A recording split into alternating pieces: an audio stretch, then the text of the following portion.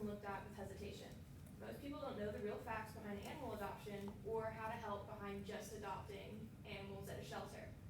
Cost is seen as one major downside to adoption, along with behavioral issues, and we're going to explore why neither of these should completely prevent you from adopting. Beyond learning about these misconceptions, it's important to learn about how you can help decrease the number of animals being put up for adoption. The less animals that are given up to shelters, the less animals there are that need to be adopted. The ASPCA is the American Society for the Prevention of Cruelty to Animals, and despite the name, they help more than just animals. The ASPCA also helps people to be pet owners and to be better at it. Adopting pets may seem expensive, but there are ways around this. The ASPCA has been on the forefront of the research into free pet adoption. A common misconception about adopting pets for free is that it lowers the value of the animal. This isn't the case. According to Volume 12, Issue 4 of the Journal of Applied Animal Welfare Science, cats adopted for free from the designated animal shelters had no less value than cats that were paid for at different shelters. Just because the cost of a cat is much lower than somewhere else, it doesn't mean that the cat is any less valuable to the people who adopt it. It still holds the same emotional attachment as a cat that's worth $100 versus $50. More and more shelters are beginning to shift to free or lower cost adoption processes to help more people adopt pets as further research comes out. In fact, initial costs when buying a puppy is much greater than when adopting a puppy. Buying a new puppy on average costs $6,300, including the purchase price, medical costs, and necessary accessories such as collars, leashes, and crates.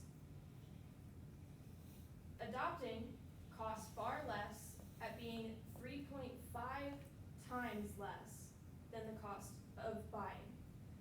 Adoption costs $1,800, including adoption fees, medical costs, and necessary accessories mentioned before when purchasing.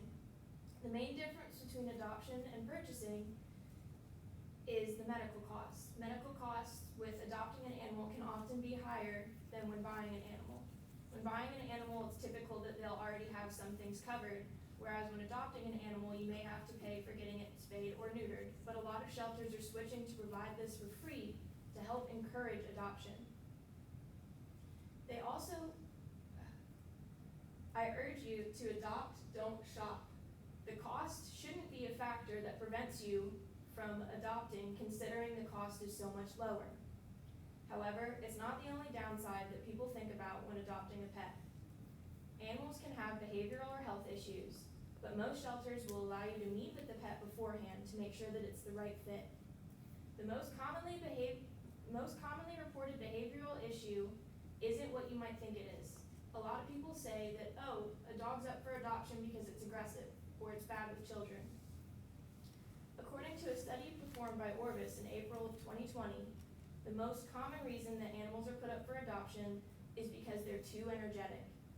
The number one reason on 56% of the people surveyed said that the reason they put their dog up for adoption was because they have an overabundance of energy. Orvis also looked at the most common breeds up for adoption in 2020, and most of them are high energy breeds. Now, I'm sure some of you are surprised by some of the pets on this list and some of you aren't. The big one that surprised me was the Labrador Retriever. When I think about these pets, I often think that they're a family dog, that they're great for everybody, that they're the perfect furry friend, and they come in all colors, so who wouldn't love to have one?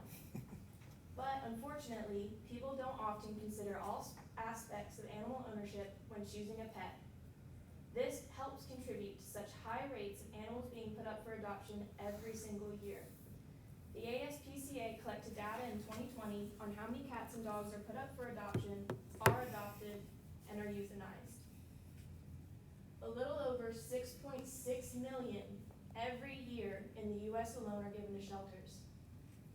6.6 million. Let that number sink in a little bit. That's more than the amount of people living in Los Angeles and Chicago combined. 6.6 million. Of that, 3.4 million are dogs and 3.2 million are cats.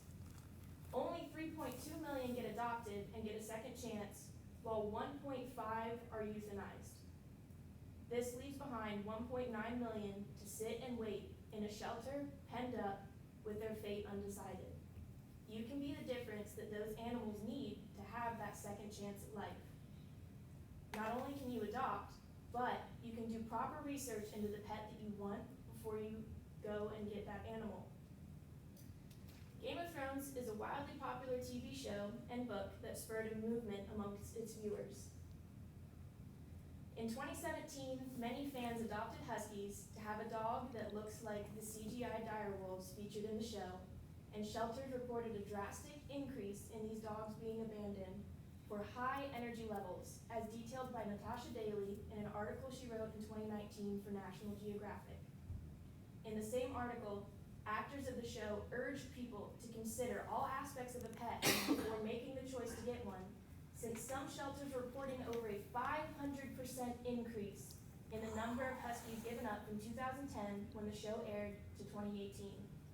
This is a huge shift, and this doesn't include mixed breeds or other similar breeds that look like direwolves. And this is just one example. Similar issues are seen constantly with cats resembling Garfield, dogs resembling Snoopy, and other famous animals.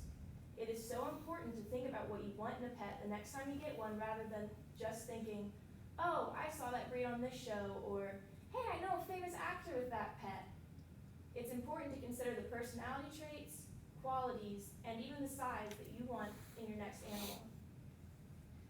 Now that you know more about adopting pets and pet ownership in general, I urge you to adopt your next pet. The cost is far less than buying a dog. Behavioral issues related to adoptable animals are often untrue and misrepresented.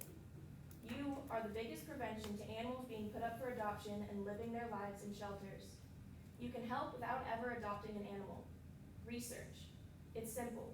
Just one word, but it can make a huge difference. The next time you want to get a pet, whether it be a cat, dog, chinchilla, or fish, research it thoroughly and make sure that it is the pet that you want.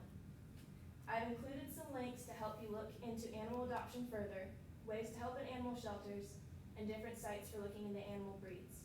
The next time you want a new pet, consider all of this and make an informed choice based on what's right for you. Thank you.